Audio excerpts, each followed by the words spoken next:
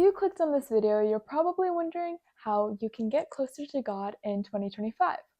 Or maybe you've been trying to get closer to God for the longest time and you just don't know how. Well, there's a reason I'm posting this now instead of the beginning of the year. Because in the beginning of the year, we are all so motivated and excited to achieve our goals. But then a couple weeks later, we start to lose this motivation and start to give up on our goals. Well, the goal of trying to get closer to God is something we cannot give up on. So in this video, I will be talking about habits, tips, and tricks we can do to try and get closer to God.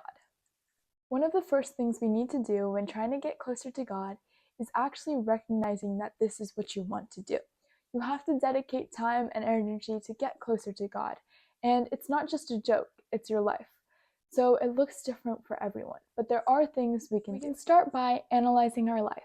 What I mean by this is take a look at your life right now and see how you can do things differently for the glory of God. Whether that is waking 5 minutes early just to pray to God, or instead of taking your phone early in the morning, start reading your Bible. Something I recommend is downloading the Bible app.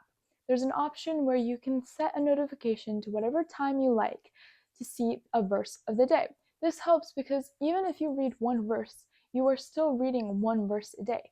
That one verse can turn into a couple of verses, a chapter, or maybe a couple of chapters. See, start small and set goals for yourself. And that starts by analyzing your life and seeing what you can do differently. Another thing to keep in mind here is don't try and incorporate God into your life. Make your life for God. We've all probably heard about how our body is a temple, but we have to actively understand that it is also a gift from God, that we have to take care of ourselves. Whether that means eating right or working out, we have to actively take care of ourselves.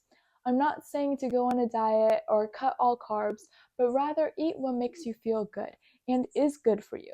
Whenever we work out, we look good and we feel good. For some people, working out or eating right is a completely separate resolution in itself that maybe you cut off or gave up on a couple weeks into the new year. But instead of trying to incorporate God into things, like I said, let's try and make things for God. So whenever we work out, whenever we eat right, we have to keep in mind that we are taking care of our body, a gift from God. Another thing we can do is thinking about what we say. For some people, they automatically think about cussing, profanity, the use of foul language. They immediately think, oh, we cannot be doing that. Well, that's all true. We have to also remember complaining and gossiping. A couple things like this that are so normalized and so deemed common that we forget that it's something we shouldn't be doing. Whenever you think to gossip, just remember, is what you're saying going to help someone else or is it going to harm someone else? Another thing is complaining. Whenever we complain, sometimes we're just venting or just ranting just to make ourselves feel better. But the thing is, every time you complain, you're just making yourself feel worse. So instead of complaining, let's replace these words with things that we are grateful for. In this way, our mood will be better and we'll just be generally happy.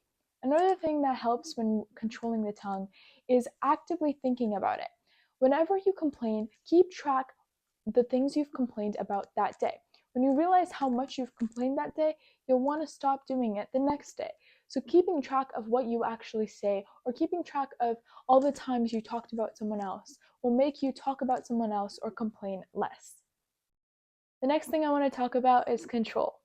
Control not only over our tongue, but in all aspects of our life. For example, music. The things we listen to affect our brain and affect us spiritually and mentally. But the thing is, for some people, this is incredibly hard to switch out. It's hard to switch from secular to Christian music, especially for those that music is such a big part of their life.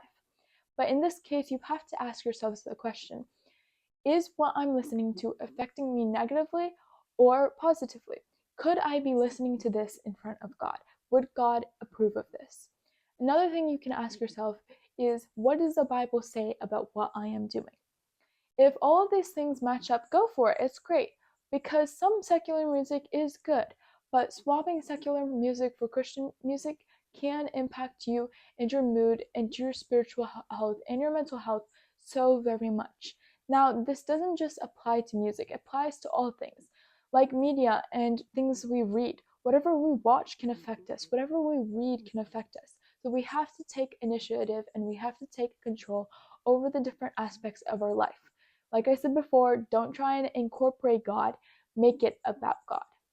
Lastly, consistency. It's not just about what you say, but what you do. When I say this, I kind of feel called out because it is so easy to sit here in front of you today and talk to you about all the ways you can get closer to God, but then actually doing this is the hard part.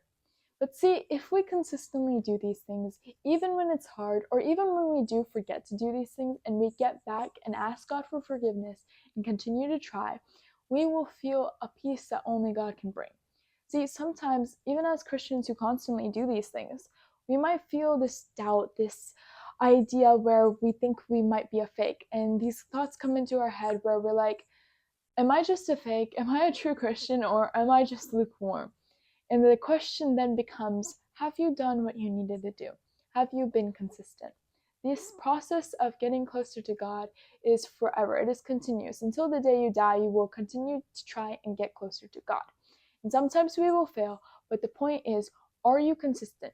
Every time you fail, will you get back up and ask God to help you? And when you do these things, and when you do ask God to help you, you are actively getting closer to God. Thank you so much for watching. I hope you enjoyed the video. If you did, be sure to comment down below what you think. I do want to say that there are so many ways to get closer to God. I only just mentioned a few that works for me and that a few I know about. So if there's anything else that you know that works for you, feel free to comment that too.